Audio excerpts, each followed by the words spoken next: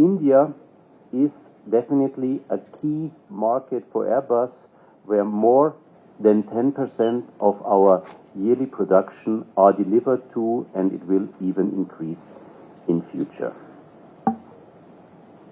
So let's start with an overview. So the next page, please. Oh, there we is. Here in India, we have a strong foundation for a bright future, for a lot of opportunities. India, it's probably not a secret to you, is the fastest growing major economy with today a GDP of $4 trillion, and very clearly all indicators show that this growth will continue. The Indian government has strongly focused on infrastructure development, especially in the aviation sector. There is a tremendous increase of available airports. This is more than doubled over the last decades. So we now have around 150 airports here in India. India has clearly the capital to support the continued growth in aviation. Today, already around 23,000 professionals are a key pillar of the Indian aviation system. 23,000. And what India has achieved is a growing middle class, now 38%, which has the ability to utilize aviation as a means of transport. Also, we can clearly say that with today 850 aircraft, India is still a nascent market, and with numbers, trips per capita, 0.13, compared to other similar regions, still very low. So a lot of opportunity for growth and a lot of opportunity for the people of India to utilize aviation as a means of transport. Let's, at the next page, have a look at next page, please.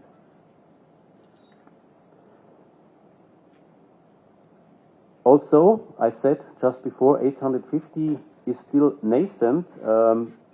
We doubled it in the last 10 years, while we are flying 3 times more the routes. And this is also a testament to how the Indian market, how the Indian airlines developing, because with the double the aircraft, they're flying 3 times the routes, because they are more optimized, they utilize more the aircrafts, they operate them more efficiently.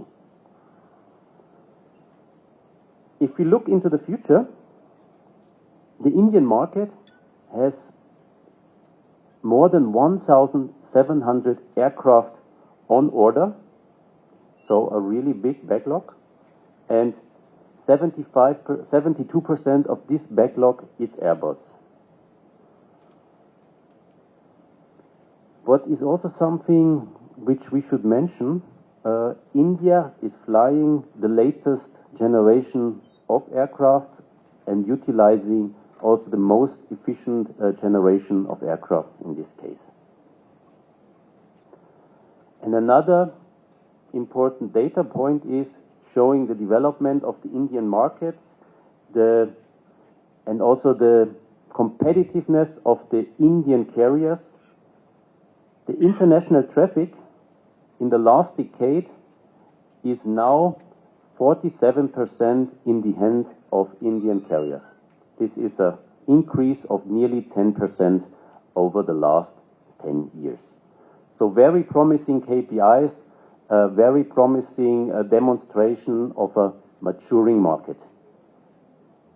So with this basis, on the next page, we will have together now a look at what are we expecting to come in the next 10 years? And I can tell you this is really exciting. From today, 0.13 trips per capita, we will increase to 0.27 trips per capita, which is kind of a doubling of the trips. So we will then have around 400 million trips originating from India.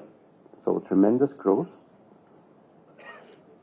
India, now the fifth biggest market, will grow up and will be the third biggest market in 10 years. And we are expecting a compound growth of around 8.9% in the next 10 years. How do we see the infrastructure? How do we see the aviation system which will support this demand, which will support this growth? We are expecting around 200 airports in 10 years, so another 50 airports more. We will see a tripling of the fleet, so we will have around 2,200 aircraft in service in 10 years. This will mean that the annual passenger capacity will be more than 450,000 seats. And if you do the mathematics, it is 4 times the amount we have today, while the aircraft only increase 3 times. This is due to a higher level of wide-body aircraft getting introduced, A321s are getting introduced, so aircraft with more seats.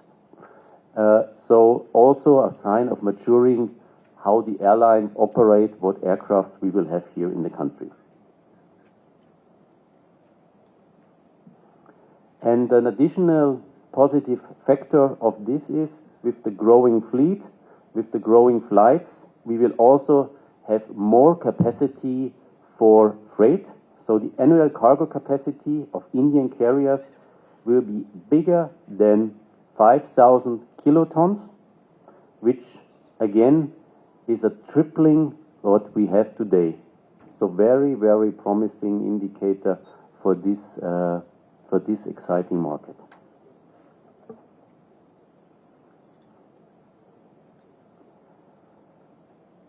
This, we will see it on the next page, will also translate into a growth of services. The maintenance market will triple with fleet growth from today $3 billion to $9.5 billion in 10 years. This will include airframe, component and engine MRO activities. With regards to airframe, base and heavy check demand will more than triple due to the high influx of aircraft. India currently has an ample base MRO capacity serving India and neighbors, and more investment is in the pipeline. One can say that we are currently seeing a consolidation trend. In addition to this, major airlines are setting up their own MROs.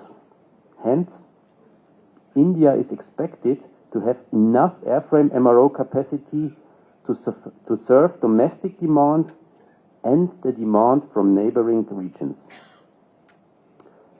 For us, supporting the growth of an indigenous MRO is part of our commitment to the holistic development of India's aviation system.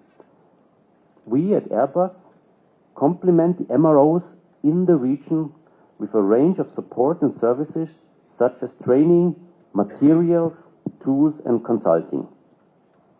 And Airbus has entered into several partnerships to strengthen the airframe MRO industry in India.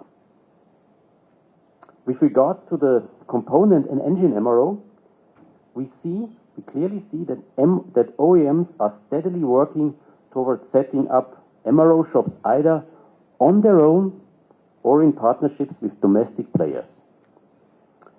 So we clearly perceive that MRO demand will accelerate further beyond 10 years with long-term leasing and ownership of aircrafts.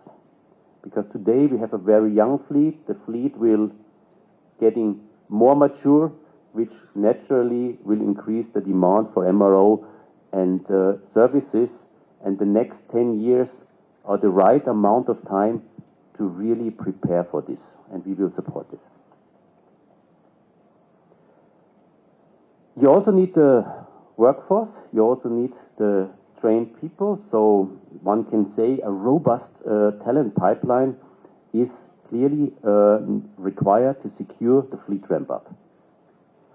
The training demand is expected to grow 2.5 times and will reach 0.8 billion in the next 10 years. Around 35,000 pilots will be needed in 2035 and a similar amount of technicians.